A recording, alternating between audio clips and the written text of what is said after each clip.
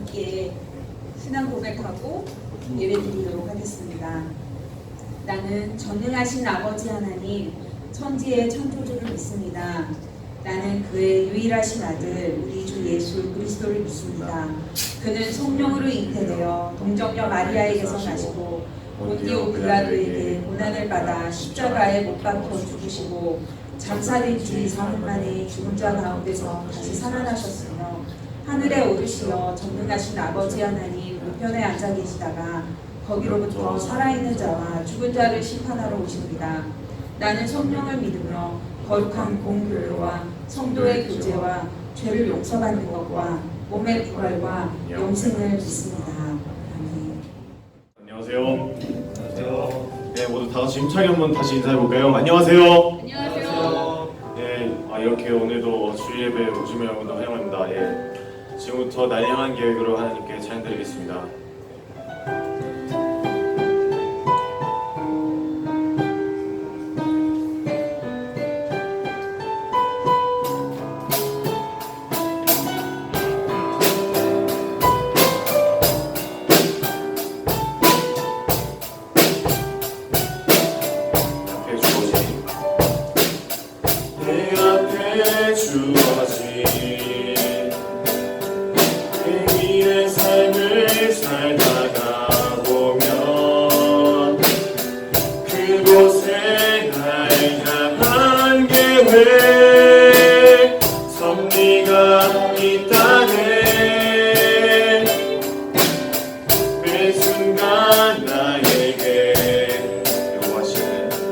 요구하시는 작은 믿음들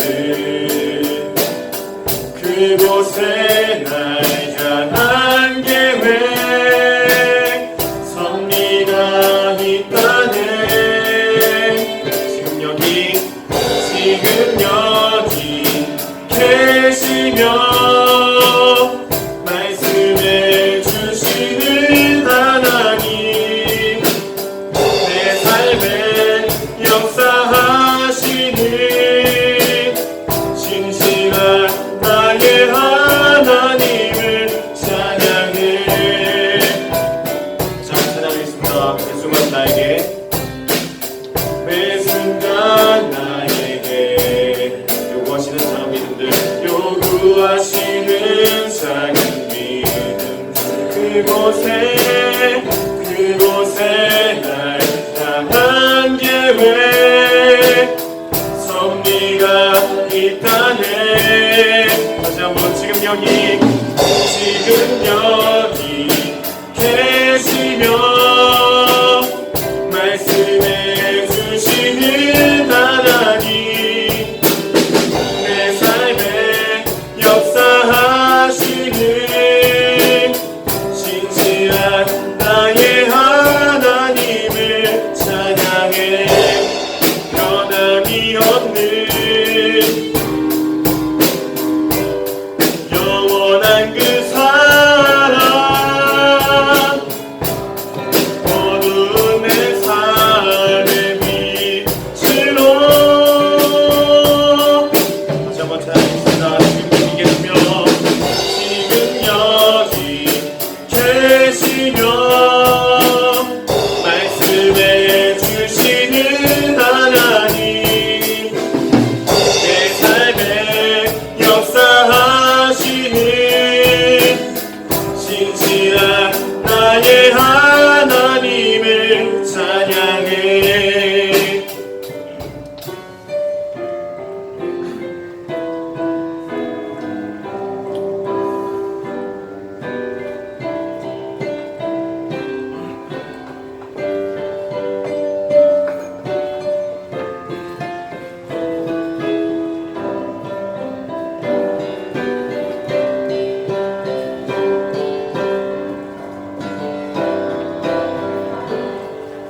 함께 공동 기도문으로 기도하겠습니다. 하나님, 당연하게 생각했던 작은 일상조차도 하나님의 선하신 다스리심이 아니면 불가능합니다. 우리를 보호하시고 사랑해 주시는 은혜를 감사합니다.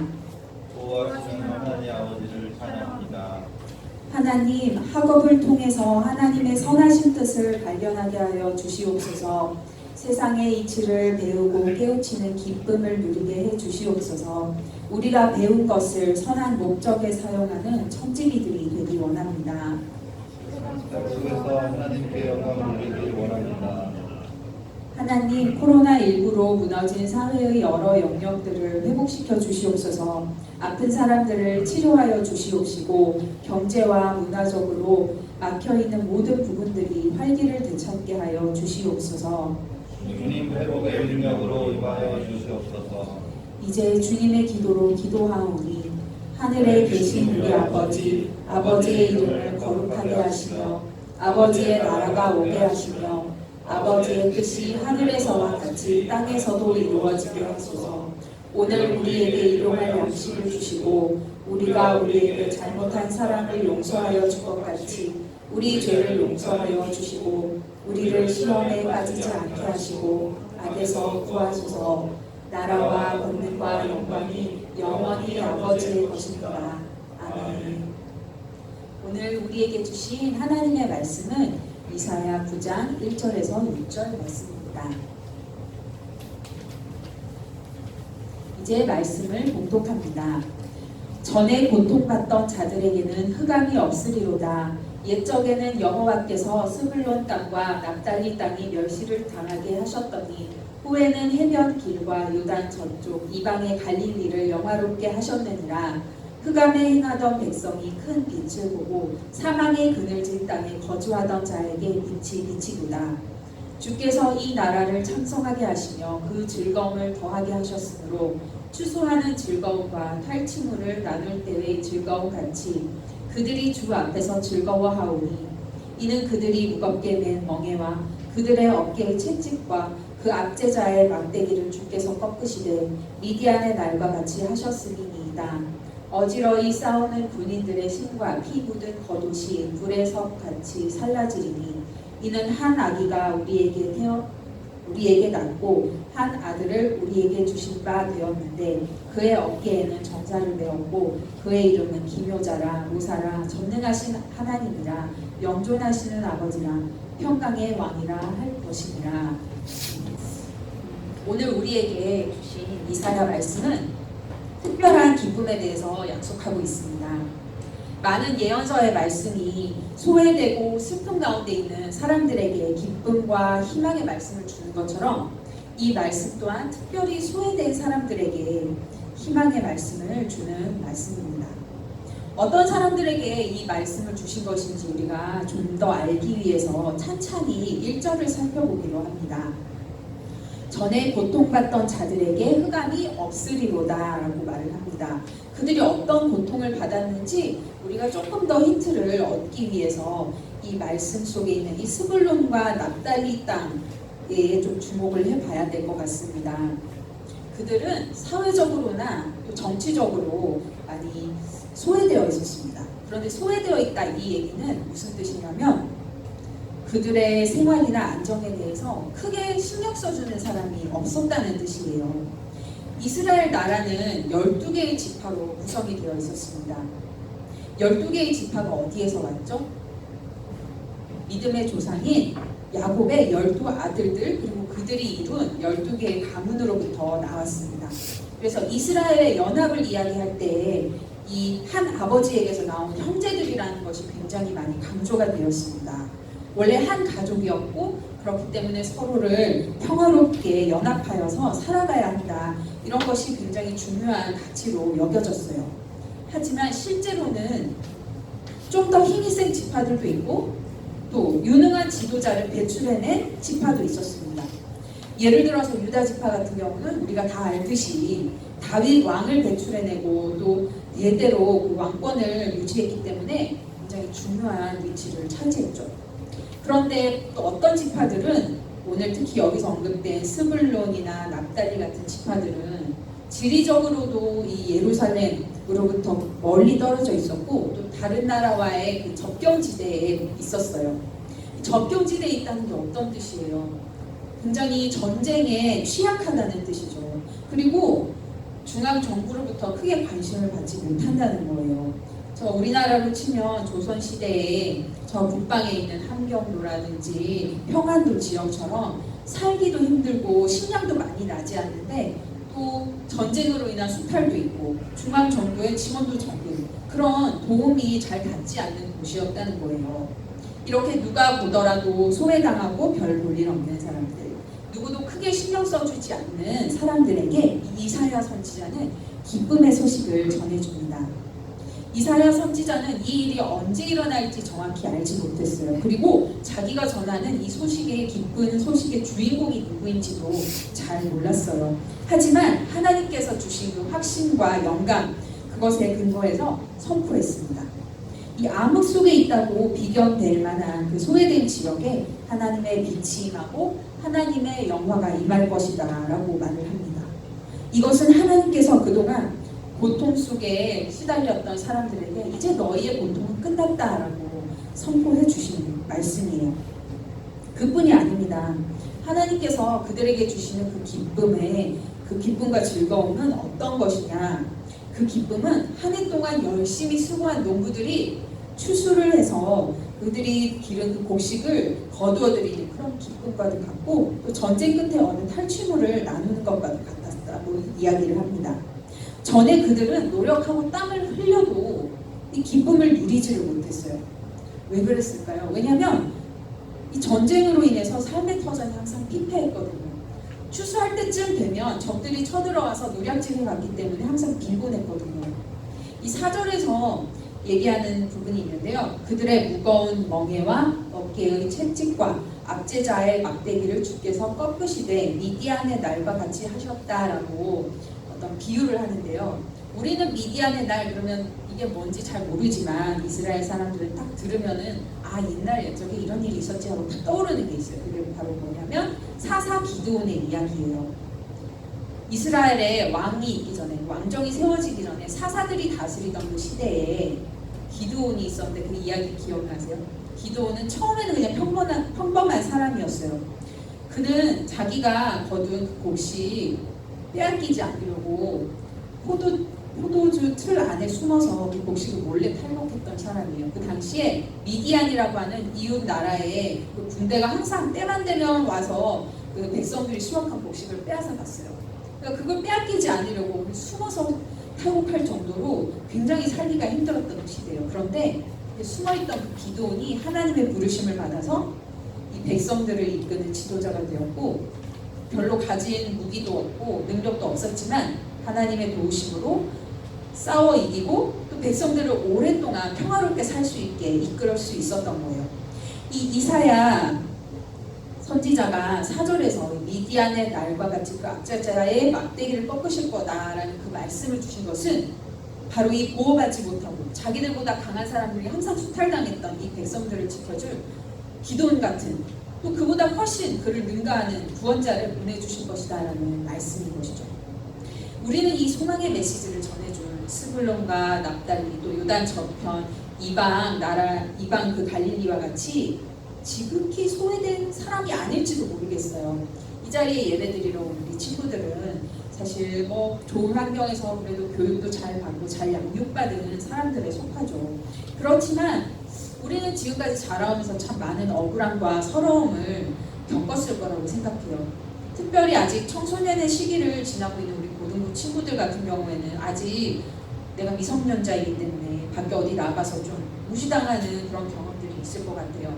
또 나이가 어리다고 여자라고 또는 남자라고 또 돈이 없어서 또 힘이 약해서 억울했던 경우가 우리 모두에게 왜 없겠어요. 우리는 이렇게 남들이 우리를 대하는 방식으로 인해서 많은 영향을 받는 것 같아요. 세상을 살아가면서 겪는 이 부정적인 경험들이 쌓이고 쌓여서 우리의 정체성으로 굳어져서 난 좀 그냥 별 볼 일 없는 사람 아닌가, 나는 그냥 그런 사람이야 라고 내면화시킬 때가 참 많이 있어요. 그런데 오늘 이 말씀은 하나님께서 서럽고 힘이 없는 사람들에게 찾아오셔서 큰 기쁨을 주시고 즐거움을 주신다, 구원을 주신다라고 약속을 하셨어요. 그러므로 우리는 하나님이 주신 이 약속에 바탕한 우리의 진짜 정체성을 붙들고 살아가야 합니다. 전에는 별로 아무도 크게 신경 쓰지 않는 사람이라고 생각했다면 이제는 하나님이 주목하시는 사람, 하나님이 소중한 존재라고 인정해 주신 사람이 된 거예요. 우리는 하나님이 주신 이 약속을 우리에게 주시는 말씀으로 붙잡아서 나에게 주신 약속, 날 향해 주시는 말씀으로 받는 그런 믿음이 우리에게 필요해요. 이 약속은 이미 과거에 이루어진 약속이기도 하고 또 미래에 완성될 약속이기도 합니다. 이 이사야 선지자의 말씀에서는 한 아기가 태어날 때 이런 모든 일들이 생겨난다고 이야기합니다. 그 아기는 바로 예수 그리스도입니다. 예수님은 가난하고 소외된 이 갈릴리 지역에서 자라나셨고 또 그곳에서 하나님 나라를 선포하시고 병고침과 이적을 통해서 하나님께서 이 백성들을 돌보고 계심을 증거했습니다. 그러니까 우리의 아픔을 아시고 고치시는 하나님의 아들 예수님이 오신 것은 이미 과거에 2000년 전에 일어난 일이에요. 하지만 이것이 오늘 현재 진행형이고 또 미래형으로 일어난다는 것은 바로 우리가 그 약속을 붙들고 계속 하나님께 간구하고 기도할 때 하나님이 우리 가운데 놀라우신 일들을 행하실 거라는 약속이에요. 하나님의 아들이신 예수 그리스도께서 우리 삶에 계실 때 어떤 일이 일어납니까? 평화와 정의로운 다스림으로 주님께서 우리를 다스려 주시고 우리 각각의 모든 사람들이 존엄하고 가치가 있다고 인정받게 될 거예요. 세상의 사람들은 서로를 계층으로 나누고 또 가진 것을 가지고 평가하고 능력으로 너는 여기 있어야 돼 저기 있어야 돼 라고 이렇게 위치를 정하지만 예수님은 우리 모두를 하나님의 손으로 만드신 존귀한 아들과 딸이라고 인정하시고 또 우리의 기도를 들어주세요. 예수님이 이 예루살렘의 고귀한 귀족의 자녀로 태어나서 그 중앙에서 정말 누구나 원하는 그런 곳에서 자라나시지 않고 저 변방의 갈릴리 나사렛의 목수의 아들로 태어나신 것 그리고 거기서 자라나신 것 자체가 이 모든 사람은 하나님 안에서 똑같은 자녀이고 모두 동등하고 모두 가치 있는 사람들이라는 것을 선포하는 것이었어요. 여러분에게도 동일하게 하나님 말씀하세요. 성공한 사람에게만 하나님이 축복하시는 것이 아니라 또 성공한 사람에게만 은혜 내려주시는 것이 아니라 때로 넘어지고 실패하는 우리 모두에게 하나님은 너는 가치 있다. 하나님이 너를 지금 바라보고 계시고 또 빛을 비춰주실 것이다 라고 말씀해 주시는 거예요. 이 축복의 말씀을 우리가 이렇게 들었을 때 제일 먼저는 이게 나에게 주시는 말씀이야 라고 나의 정체성으로 내면화시키는 게 중요해요. 그 다음에는 이것을 어떻게 해야 될까요? 우리가 실천하면서 살아야겠죠. 어떤 실천이 필요하냐? 이 축복의 말씀이 나에게 주신 말씀인 것처럼 바로 내 옆에 있는 이 친구들 또 우리의 이웃들에게도 주신 말씀임을 믿는 거예요. 그러면 내가 옆에 있는 사람들을 어떻게 대해야겠습니까? 하나님이 나를 존귀하다고 하셨으니까 내 옆에 있는 사람들에게 똑같이 존귀하게 부르신 것처럼 그것을 믿고 내가 옆에 있는 친구와 이웃들에게도 존귀하게 대하는 거예요. 그들이 만약에 그 존귀함이 훼손되거나 누가 아무렇게나 대하는 것을 봤다 그러면 우리가 가서 동등히 하나님이 그들을 대하시는 것처럼 이들의 존귀함을 회복시켜 주려고 노력해야 됩니다. 우리는 나 자신의 어려움과 억울함만을 기도의 제목으로 삼는 것이 아니라 이렇게 이웃의 가치와 존엄함을 지키는 사람 또 그들을 위해서 기도하는 사람이 되어야 합니다. 이러한 실천이 바로 평강의 왕이신 예수님 우리 마음에 모시고 우리 삶에 모시고 살아가는 삶이에요. 우리의 신앙생활이 어떻게 하면 나 한 사람이 하나님 앞에서 축복을 누리고 또 구원을 받을까 하는 개인적인 이런 차원에서 좀 벗어나서 우리의 삶에 하나님이 약속하신 이 평강의 왕 한 아기를 어떻게 우리가 같이 모시고 살아갈까 하는 그런 공동체적인 수준으로 좀 업그레이드 될 수 있었으면 좋겠습니다. 하나님의 은혜를 입은 내가 또 하나님의 은혜를 받은 너를 만나서 우리는 어떻게 서로를 존귀하게 대하고 사랑으로 섬기고 이곳이 하나님의 다스리시는 평화롭고 정의로운 땅으로 변화될 것인지를 기대하고 소망하는 그런 마음을 품고 살아갔으면 좋겠어요. 하나님은 우리를 통해서 그러한 일들을 이루시고 또 그러한 좋은 소식을 이웃들에게 전하기를 원하시기 때문입니다. 함께 기도하겠습니다. 하나님, 가장 낮고 소외된 곳에 아들 예수님을 보내시고 고통 속에 있던 사람들에게 소망과 기쁨을 주셔서 감사합니다. 오늘 주신 말씀을 붙들고 앞으로의 삶을 용기 있게 살아갈 수 있도록 도와주시옵소서. 우리 고등부 친구들이 세상이 우리를 평가하는 대로 위축되지 않게 하여 주시고 하나님이 소중하게 여기시는 자녀들로 담대하게 살게 해주세요. 나와 함께 하시는 예수님을 매일 만나며 그 기쁨을 깨달아 알게 해주시옵소서. 또한 낮은 자를 찾아가신 예수님처럼 우리들도 이웃들을 돌아보며 섬기게 하여 주시옵소서. 예수 그리스도의 이름으로 기도합니다. 아멘. 함께 봉헌 찬양 드리겠습니다.